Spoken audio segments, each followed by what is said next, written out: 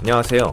오늘은 직원 인건비를 신고하지 않으면 종합소득세를 얼마를 더 내게 되는지 알아보겠습니다. 먼저 손익계산서를 보겠습니다. 신규로 개업한 치킨집의 손익계산서입니다. 1년 동안 치킨과 술을 판매해서 1억의 매출이 발생했습니다. 그러면 매출액이 1억입니다. 치킨의 재료인 밀가루, 식용유, 닭, 양념 등과 소주, 맥주와 같은 주류는 상품에 해당하고 단기 상품 매입액에 들어가게 됩니다. 4,500만원의 상품 매입이 있었고 그중 올해 4천만원만 사용했기 때문에 사용한 4천만원은 상품 매출 원가에 들어가게 되고 나머지 재고인 상품 500만원은 기말 상품 재고액에 들어가게 됩니다. 그러면 1억 매출에서 매출 원가인 4천만원을 제외하면 6천만원이 매출 총이익이 됩니다. 여기서 나머지 비용들을 빼주셔야 합니다. 나머지 비용들은 판매비와 관리비라고 하고 줄여서 판관비라고 부릅니다. 직원급여를 70만원으로 12개월에 840만원 비용으로 처리했습니다. 복리후생비에는 직원 식대와 직원 4대 보험료, 사업주 부담금, 직원 유니폼 등이 포함되어 있습니다. 전력비는 말 그대로 사업장에서 한국전력공사에 납부한 전기 사용료입니다. 지급 임차료는 월세로 70만원씩 12개월에 840만원으로 가정했습니다. 지급 수수료에는 여러 비용이 포함되어 있는데 배달의 민족 수수료,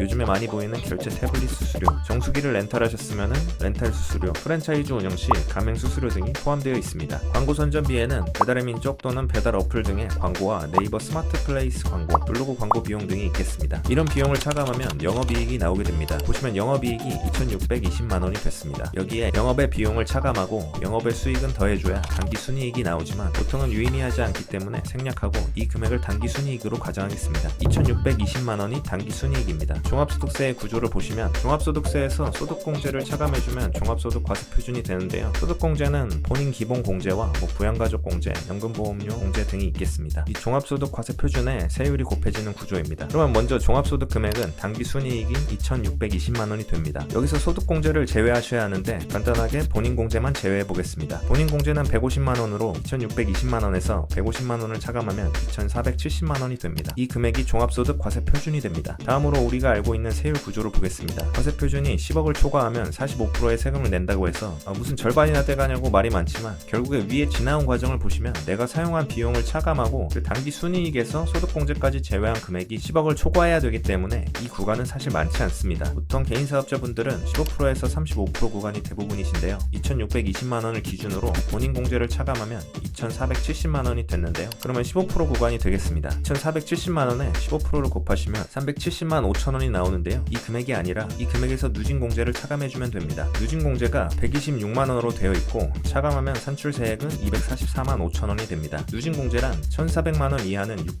구간인데 2,470만원 중에 1,400만원까지는 6%를 적용하기 때문에 그 부분을 쉽게 계산하기 위해서 과세표준의 세율을 곱하고 떼주는 방식으로 계산해준다고 생각하시면 됩니다. 세금이 현재 244만 5천원인데 이제 여기서 창업세액 감면이라든지의 감면과 세액공제들을 계산하면 세금이 나오시게 됩니다. 창업세액 감면은 다음 편에서 다뤄보도록 하고 본 영상의 주제인 인건비를 신고하지 않았을 때 얼마를 더 내게 되는지 보겠습니다. 일단 손익계산서에서 840만원이 사라지게 됩니다. 그리고 복리후생비에 있는 30만원 정도 직원 건강보험료를 사업자가 납부해준 금액도 빼주겠습니다. 그러면 손익계산서가 이렇게 변경됩니다. 단기 순이익이 3,490만원으로 변경됐습니다. 여기에 본인 공제 150만원을 차감해주면 3,340만원이 과세 표준이 됩니다. 여기서 중요한 부분을 알 수 있는데 이분은 현재 직원 인건비가 크지 않기 때문에 누락을 하셨어도 구간은 같지만 만약에 이 누락으로 인해서 구간이 5천만원을 초과하게 된다면 세금이 24%로 15%에서 9%나 증가하기 때문에 비용을 누락하면서 발생하는 손해가 더 크게 됩니다. 다시 돌아와서 3,340만원 기준으로 계산해보면 산출세액이 375만원이 되는데요. 내가 직원 인건비를 누락해서 244만 5천원에서 375만원으로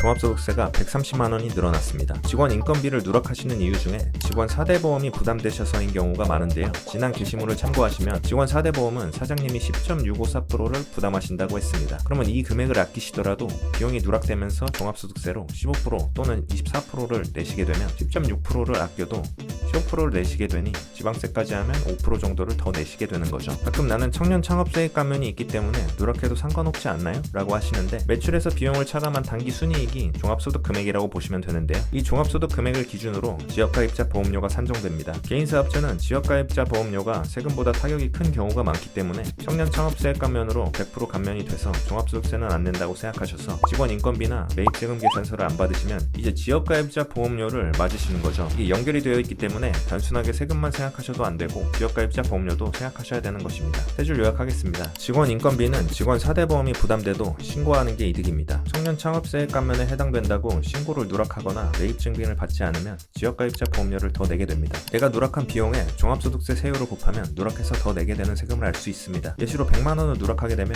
세율 구간이 15% 정도일 거라고 가정하면 지방세를 포함해서 16.5%니까 누락하게 되면 단순 계산으로 세금을 16만 5천 원을 더 내게 되시는 것이죠. 오늘은 여기까지입니다. 기장 상담이나 세무 상담이 필요하실 경우 저희 세무법인으로 연락 주시면 답변 드리겠습니다. 매주 사업자에게 도움되는 정보 전달 드리겠습니다.